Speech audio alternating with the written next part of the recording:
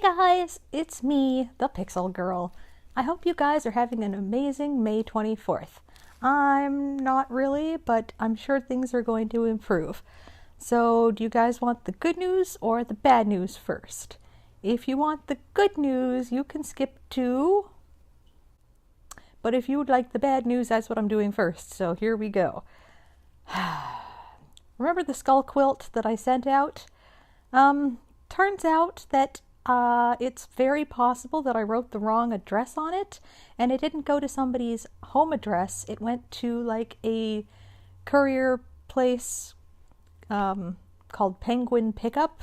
And I don't know, I've never heard of it before, but it felt like that's where is a good place to send it. So I put down Penguin Pickup and then the address that I thought was the address, and I paid for insurance, and then Canada Post took it, and I thought, okay, good, it's totally going to get there.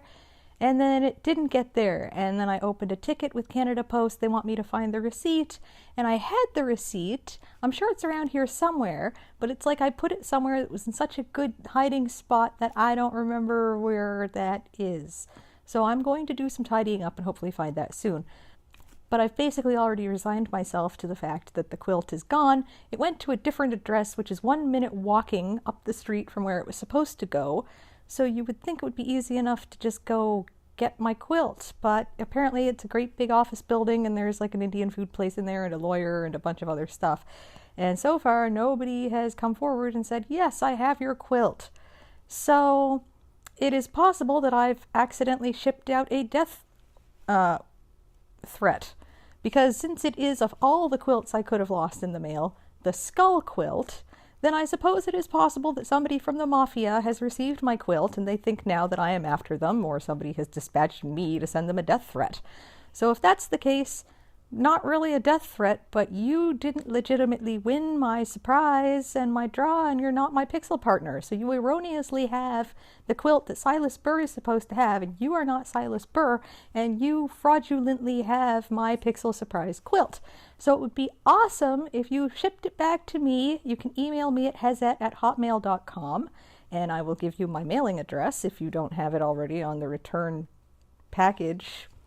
I don't know, maybe you ate it. I have no idea what you've done, but somebody who's not supposed to have the skull quilt has the skull quilt. It's a surprise. It's definitely a surprise. Life is all about surprise. So surprise. And I just kind of feel like lower than dirt. So I've just, gravity has taken over everything and I just am heavy today. Everything's kind of heavy.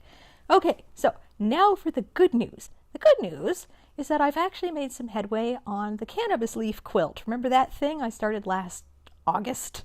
I think I'm going to finish it really soon. I just have to do the binding, so just the outer edges of the quilt have to be done in a nice bright orange, and that's going to be finished. So I'm actually really happy that I'm almost finished it. Looks great, happy with it, good quilting.